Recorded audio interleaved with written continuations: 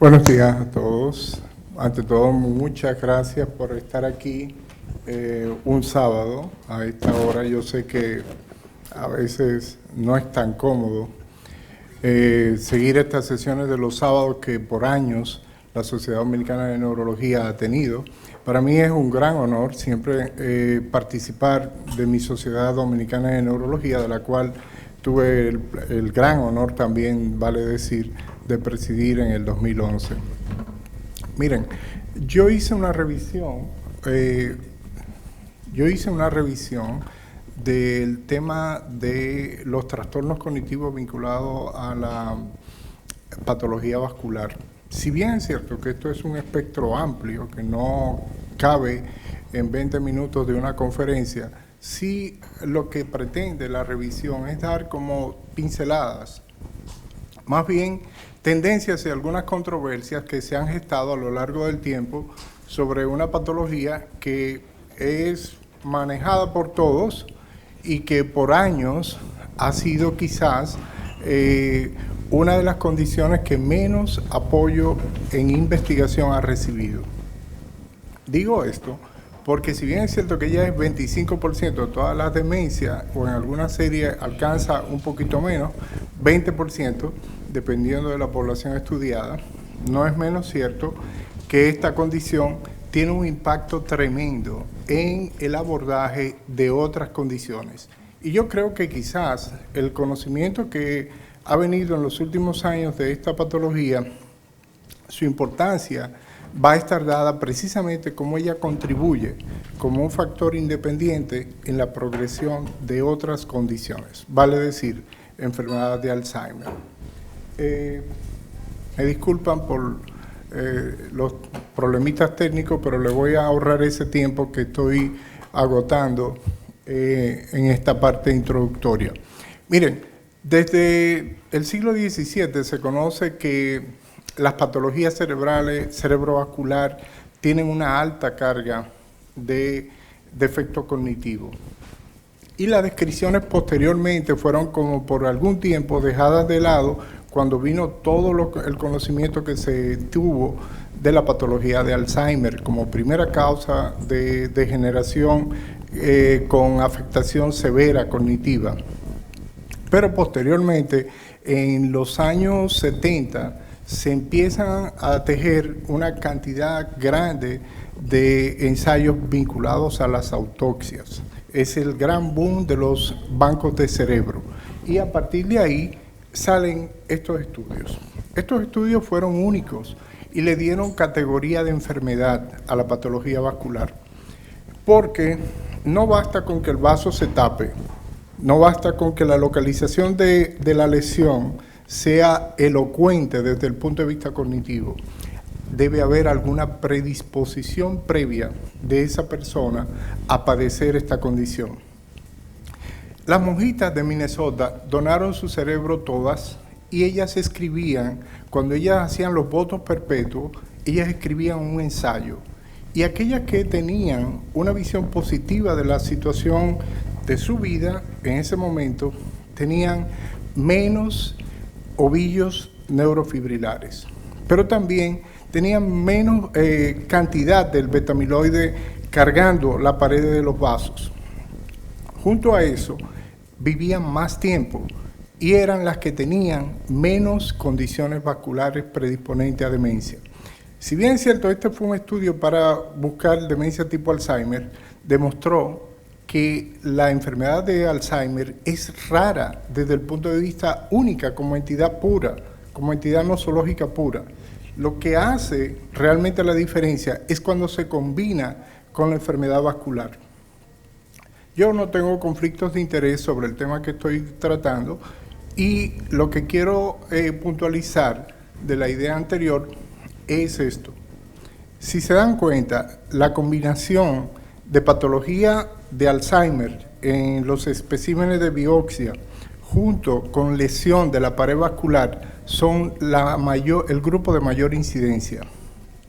Para que tengan una idea, solo un 25% de las pacientes de ese estudio, del estudio de la monja de Minnesota, demostraron que tenían un daño vascular severo para constituirse en un trastorno cognitivo mayor. Pero cuando ese mismo grupo se establecía junto con el hallmark de los hallazgos anatomopatológicos de Alzheimer, multiplicaba por 20 la aparición del deterioro cognitivo. Y esto es así porque posteriormente los estudios, por ejemplo, en Europa, sobre todo en Alemania, cuando reducen colesterol, reducen presión arterial, reducen niveles de azúcar, reducen un 40% la incidencia en etapa temprana de la enfermedad cognitiva de tipo degenerativa. Bien, no se enferma el que quiere, se enferma el que puede. Hay una condición predisponente. Estos son rasgos premórbidos de la condición de demencia. Este es un artículo del año pasado en Nature, donde ellos evalúan condiciones premórbidas que son comunes a muchos de los pacientes. Estas condiciones abarcan numerosas manifestaciones que muchas veces pasan por una enfermedad psiquiátrica subclínica en muchos casos. La depresión, por ejemplo, la apatía, la ansiedad son las más incidentes y, si se quiere, son como el primer bloque en la escala que sigue hacia la demencia en muchos de estos casos. De manera que desde el punto de vista clínico se reconocen como factores de riesgo. Bien, ¿qué dijeron las autopsias? Las autopsias dijeron que la patología no es única, es un espectro amplio de hallazgos que envuelven desde disfunción del endotelio hasta disfunción de las paredes de los vasos grandes. Y esos famosos espacios amplios de Virchow-Robin son las grandes cavernas donde se cuecen todo el proceso inmunológico que sigue al deterioro de esa disfunción endotelial. Y de ahí que cobra un valor significativo porque al paso del tiempo se ha dicho que la condición que un 90% es factor común de la mayoría de estas condiciones es la hipertensión arterial. Y de hecho, hoy día en las guías se reconoce como la única condición que reduce de manera significativa y es 1A en el manejo preventivo de la progresión. Quiero decir, reducir 5 o 10 milímetros equivale a ganar 10 años de vida. Y entonces sí, tiene un impacto directo. Y el tratamiento de la presión, ustedes dirían, en el fondo de todo, ¿qué es lo que ocurre? Una gran estabilidad de esa disfunción de endotelio. Bueno, lo que quiero decir con esto es, no basta solamente con tener esos microaneurismas que por debilidad de la pared, producto de que no tienen una capa muscular resistente al golpeo sostenido del torrente sanguíneo a través de su lumen, genera el problema. Existe también otra condición, existe un liqueo de sustancias que son normales en plasma, pero que no están supuestos a pasar al espacio extracelular cerebral. Ustedes conocen que el cerebro no tiene un contacto directo con el torrente sanguíneo, sino a través de la glía. Y esa glía tendría que tener algún nivel de permeabilidad, es decir, la barrera hematoencefálica tendría que tener alguna alteración para permitir el trasiego de esas sustancias hacia las neuronas. Bien, en condiciones normales, eso es replicado por la presencia también de algunas sustancias que son generadas a través de agentes biológicos. No solamente los virus tienen este comportamiento de disfunción endotelial como mecanismo de la enfermedad, también las bacterias. Y esas bacterias tienden a tener no solamente aparición con alta titulación en las placas, recuerden Clamidia trachomatis a nivel de las placas, de las placas de ateroma a nivel de carótidas. Eso ha sido documentado y de hecho una de las propuestas de tratamiento fue administrar, por ejemplo, macrólido en esos pacientes como mecanismo de reducción del impacto de la placa. Aparentemente no tuvo éxito el ensayo que se hizo, pero fue una propuesta inteligente basada en una evidencia. aunque no se replicara en los sujetos humanos que padecían esta condición. Quizás la llegada de la medicina de precisión, que busca tener una identidad, un perfil específico a qué paciente se va a beneficiar o no de una estrategia de tratamiento, todavía no llega.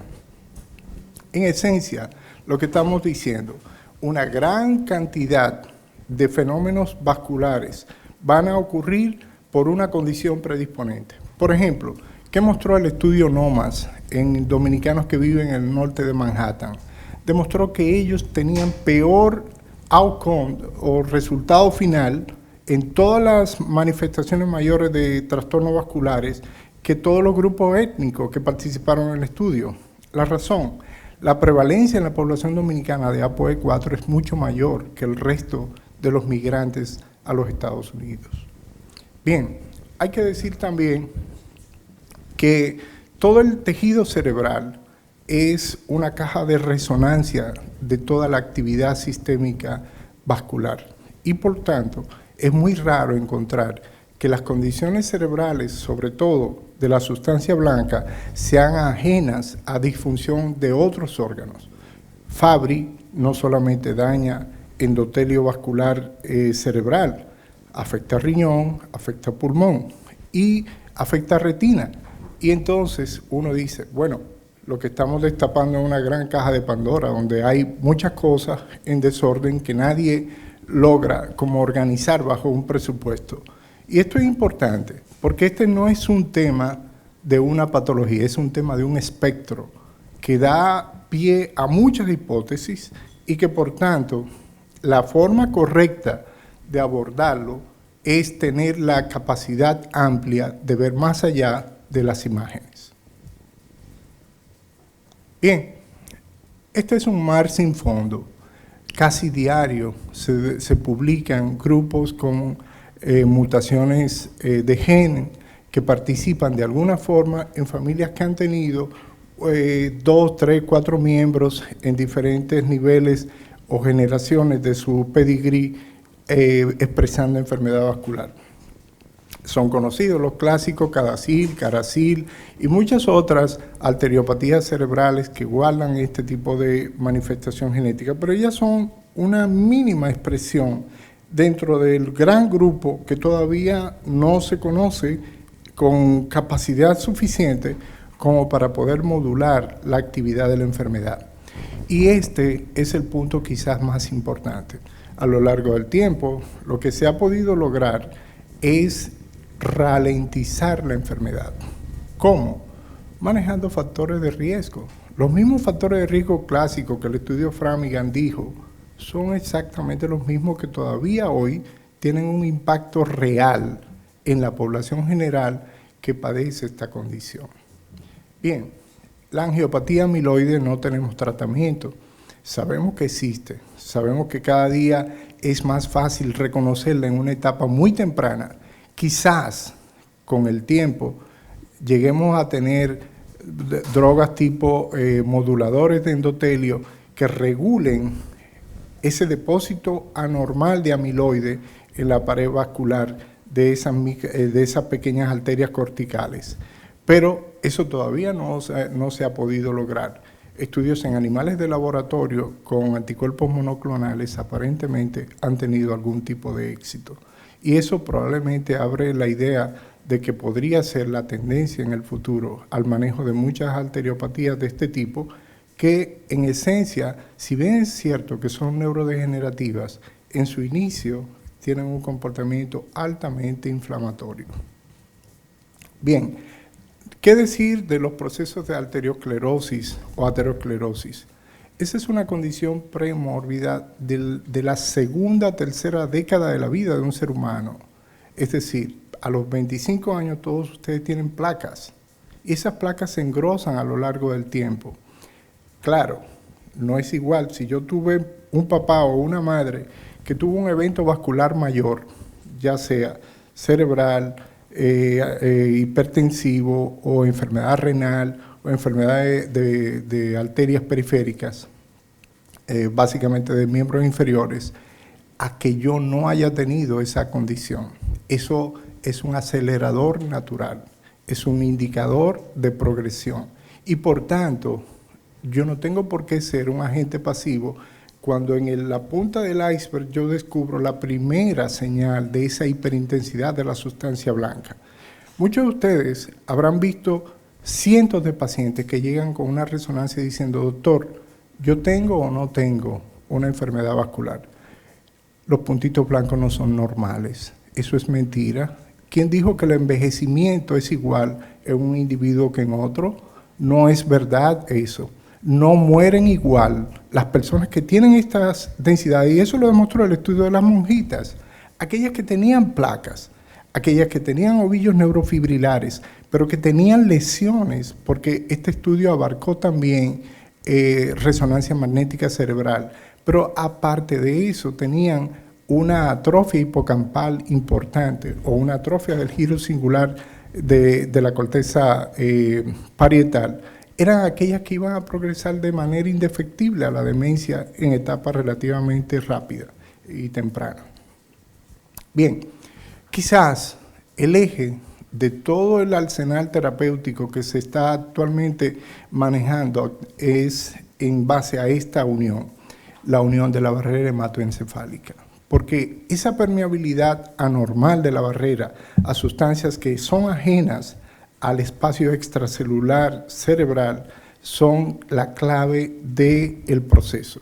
No solamente por el depósito de amiloide, porque vieron cómo atacar el depósito de amiloide con la vacuna no dio resultado. El amiloide es protector, tiene un efecto protector, pero el fenómeno que se esconde detrás probablemente no es corregir el punto final de la cadena, es corregir probablemente el mecanismo compensador de la cadena, que sería el desalojo de esas sustancias por la eliminación de todo el sistema de macrófagos y de astrocitos que permiten hacer eso como un reciclaje natural que debería tener la célula. Aparentemente, algunas personas no tienen ese mecanismo. Por alguna razón, esto ocurre luego de los 60 años de vida y no es casual. A medida que pasa el tiempo, la permeabilidad de la membrana celular, de la membrana hematoencefálica cambia, y eso es lo que hace que uno tenga predisposición a padecer esta condición. Bien, parece que la situación va en ese camino. Esto es un modelo hipotético de cómo interleuquinas, cómo sustancias inflamatorias se liberan en la presencia de esas moléculas de adhesión que van a permear el endotelio vascular de los vasos cerebrales, permitiendo el trasiego de esas sustancias hacia el espacio extracelular, agotan toda la capacidad del astrocito de captar y de los macrófagos, y luego van a permitir el depósito en ese espacio extracelular con el detrimento no solamente de la sinapsis, sino también de la integridad de la membrana neuronal. Bien, esto en grueso es lo que uno logra ver en un paciente que tiene esta condición. Por mucho tiempo, uno asumió que frente a este hecho, la observación simple y llana del paciente sin ninguna intervención terapéutica era una conducta ética. Yo creo que no. Hoy día cambia la cosa. La razón, el hecho de que uno lo vea en esta condición sin ningún tipo de déficit o discapacidad que impida que este individuo pueda desarrollar actividades productivas, no implica que esto va a quedarse así, porque el proceso es progresivo y uno sabe que en términos de 3 a 4 años, este paciente tendrá una carga lesional tan grande que probablemente no tendremos ya ningún tipo de chance de agotar un tratamiento. Bien, bajo condiciones similares, hoy día se han hecho algoritmos basados en inteligencia artificial, donde reduciendo factores de riesgo en sujetos que tienen un perfil altamente de riesgo para desarrollar la condición, permitió algún tipo de efecto y realmente tuvo impacto. Y de hecho, esa es la gran esperanza. Es cierto que en los ratones de laboratorio todo esto funciona de maravilla, pero no en todos los seres humanos es igual. Bien, los hallazgos vinculados, por ejemplo, a la angiopatía amiloide son un dilema, Porque muchos de estos pacientes, antes de que tengan los focos de microhemorragia cortical puntiforme, han tenido infartos, y con el agravante de que hoy día la mayoría de las lesiones lacunares que, por ejemplo, muchos de ellos tienen, son tratadas con doble antiagregación. Esto es una bomba de tiempo. ¿Por qué? Porque en el tiempo ustedes van a ver la desgracia que esto ocurre cuando existe una condición que degenera en un fenómeno de sangrado de estos focos, básicamente por una alteración severa de la pared vascular. Bien, en los hallazgos de la enfermedad de pequeños vasos han habido muchos abordajes desde el punto de vista clínico a partir de las imágenes. Es decir, ya no solamente uno se queda tranquilo con el contar lesiones alrededor de los ventrículos, como en el caso de Binswanger o el proceso degenerativo asociado a la leucoariosis. Leucoariosis como tal solo es un factor de riesgo de demencia vascular. Y Binswanger lo estableció hace muchos años. Y eso no era más que algo que él había observado en pocos individuos que se sometieron a autopsia y que revelaron esos cambios. Pero posteriormente, la llegada de la resonancia junto con los estudios anatomopatológicos confirmaron que esto no viene solo. Esto viene con una gran pérdida de carga neuronal, pero viene también de la mano de un gran proceso que no se conocía. Es la disfunción del oligodendrocito. Los precursores de oligodendrocitos prácticamente se inhiben y no generan el cambio natural que debería tener frente a la agresión vascular para recomponer el sistema de remielinización subsiguiente. Y esto es lo que explica que muchos de estos pacientes tengan como una especie de progresión lenta, pero que nunca vuelve atrás. Envuelve un proceso degenerativo por el agotamiento de esta célula encargada de participar de todo el proceso de reconstrucción celular. Bien, estamos diciendo a grandes rasgos que el fenómeno envuelve más de una forma de la pared. No solamente envuelve la pared endotelial, envuelve también el pericito o célula que bordea todo el proceso, pero también, en el caso, por ejemplo, de Cadacil, envuelve también la capa muscular. Y todo esto es sumamente complejo porque no todas las patologías son iguales. Por ejemplo, en enfermedad de tipo estatus lacunar se ha descrito una acumulación de metaloproteasas a nivel de la pared, de la membrana basal de la pared vascular, que es otra condición distinta y que envuelve un mecanismo diferente. Y uno podría decir, bueno, frente a esa acumulación tú no tienes nada que hacer. Esto es lo mismo que ocurre, por ejemplo, en osteoartritis, a nivel de articulaciones y del panus y de la vasculitis. Y sin embargo, con todos los años y todos los antiinflamatorios que han surgido, no se ha logrado modificar la progresión de estas enfermedades. En esencia, se dice, sigue dos grandes cursos evolutivos. Uno, el clásico, donde envuelve un daño previo de la pared, una disfunción endotelial, un fenómeno oclusivo que es atraído porque ese endotelio activa plaquetas. Esas plaquetas se adhieren a placas ya adosadas a la pared o al endotelio y que envuelven toda la obstrucción, el fenómeno obstructivo, y dan como paso final el síndrome lacunar. Pero en otros casos envuelven una vía alternativa y es precisamente la que menos se comprende. Porque personas muy jóvenes empiezan a tener este acúmulo de lesiones pequeñas, de pequeños vasos, y van creando un proceso parainflamatorio. Y digo parainflamatorio porque no hay prueba de que aún midiendo niveles, por ejemplo, de factor de necrosis tumoral, reduciendo esto con medicamentos inmunomoduladores, uno detenga la progresión de la condición. Es decir, hay más de un mecanismo implicado en esto que está detrás del proceso. Bien, voy a avanzar. Me he tomado quizás más tiempo dirigiéndome a las categorías, pero si algo ayuda en neurología es saber hacia dónde uno va, saber de dónde viene y saber con qué cuenta para lo que resta del camino, administrar la carga. Y esto es un proceso real. En demencia, en muchas ocasiones, una de las cosas que uno más escucha, por ejemplo, a mí que me toca trabajar con residentes, es que me digan, sí doctor, pero ya le tomamos la presión, ya vimos que tiene su glicemia bien, su colesterol bien, ¿y ahora qué? Porque él no aguanta ninguno de los inhibidores de colinesterasa, él no tiene tampoco ningún tipo de respuesta y los familiares no tienen ya más con qué seguir. Ese es el momento de atacar el otro gran protagonista de la película, el cuidador.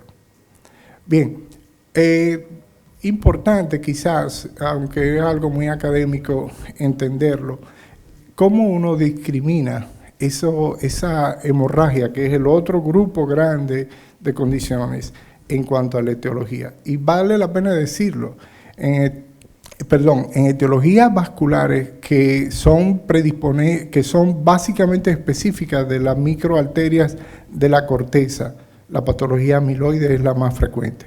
Si bien es cierto que esta condición ya es un síndrome y que permite ser diagnosticado porque puede ser mediante biopsia confirmado, es todo un dilema el manejo luego, por cuanto que la progresión es muy random. En unas personas va muy lenta, en otros va muy rápida, sobre todo cuando tienen participación renal.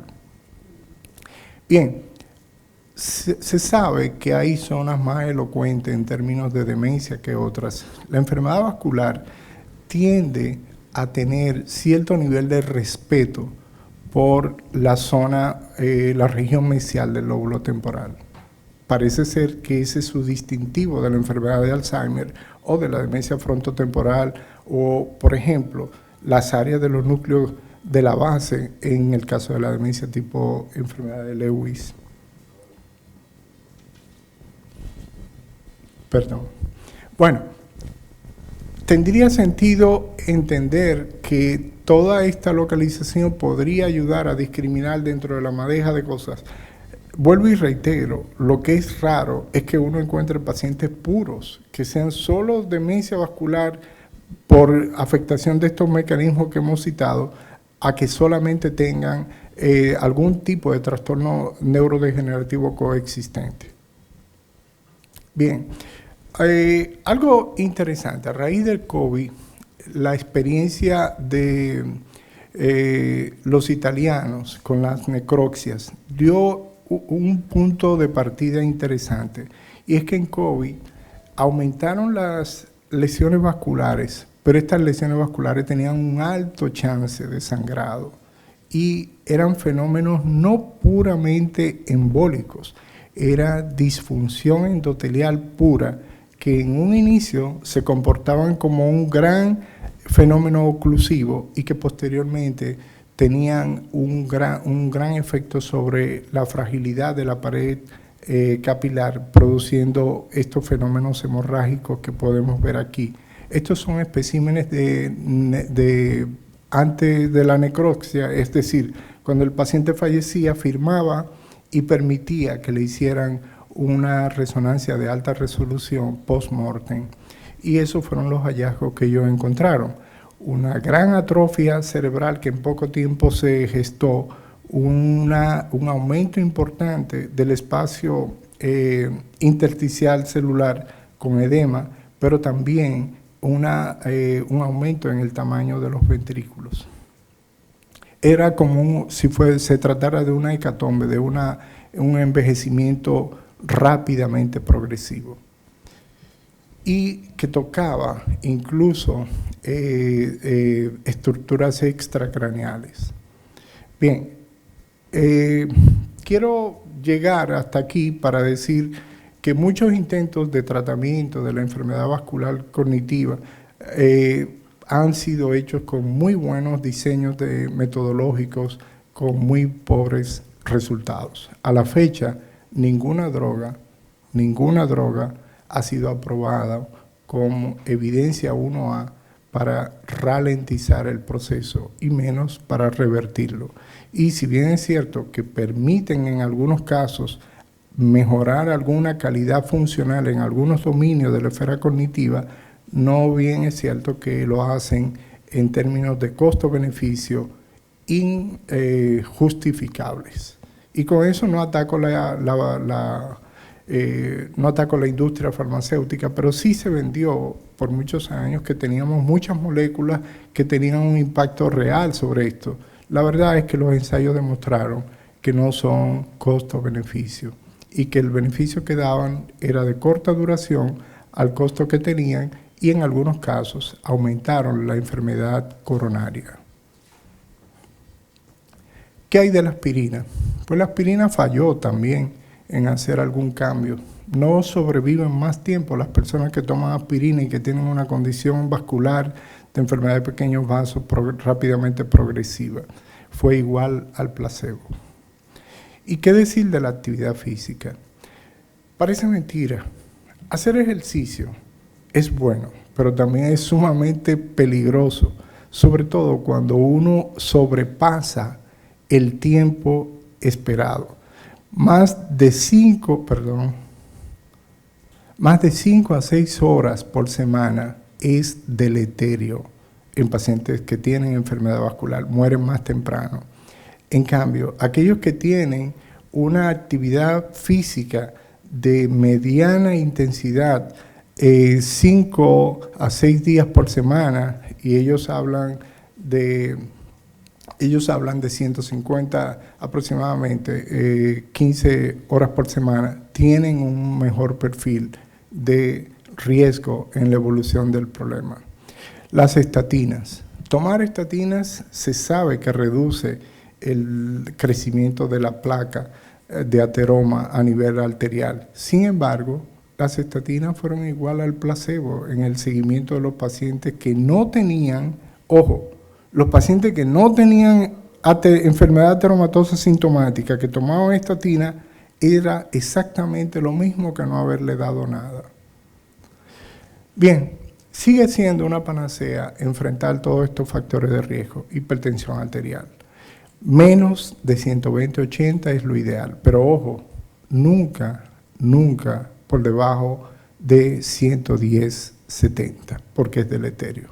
Entonces, hipotensión es la peor condición que usted le puede dar a un endotelio que necesita poco para activar toda una cascada de radicales tóxicos que promueven el fenómeno vasoconstrictivo.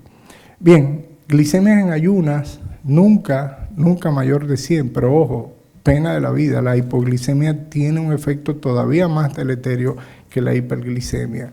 El colesterol nunca mayor a 200, el colesterol total, y el colesterol LDL nunca mayor a 70. Tabaco de ningún tipo, absolutamente.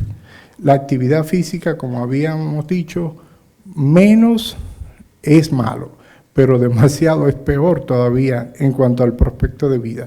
Índice de masa corporal siempre por debajo de 25, siempre por debajo de 25. Dieta, consumo alto de fibra, pero frutas, vegetales, pescado, granos, ingesta baja de sal y bebidas azucaradas. Muchísimas gracias.